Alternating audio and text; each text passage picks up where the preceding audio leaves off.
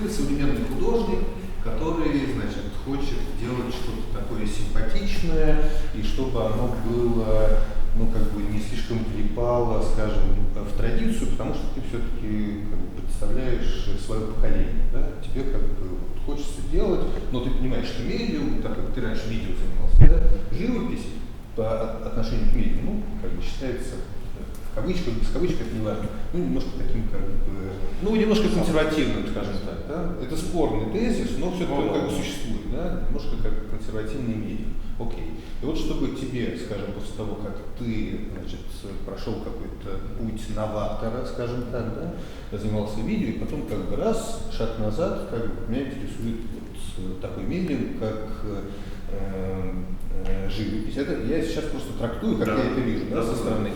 И здесь вот для того, чтобы действительно вот эту вот дистанцию по отношению к этому консервативному медиуму какую-то получить, тебе нужно вот это отстранение какое-то определенное. И ты такой, это, мне кажется, очень постмодернистский такой жест, да, то есть такой вот какая-то такая ирония. Это не я, это другой человек, значит, это картина в картине.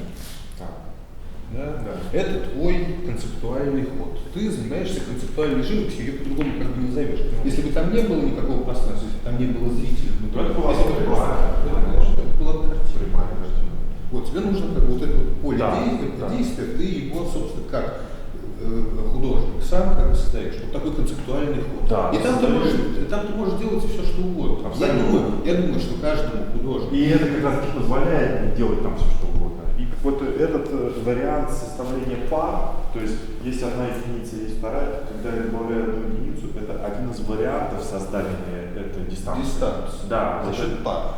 То есть, ну, я вижу, что здесь все картины парные. Парные, да. Здесь мы как раз таки вот можем увидеть вот этот эффект. То есть я, например, вот эта прямая картина, да, это прямая картина. И они разной природы. Вот это вот традиционным материалом сделано, да, такая напечатано. А это цифровая живопись, да, цифровая графика. И я их сшиваю, просто реально сшито два разных абсолютно изображения, разной природы.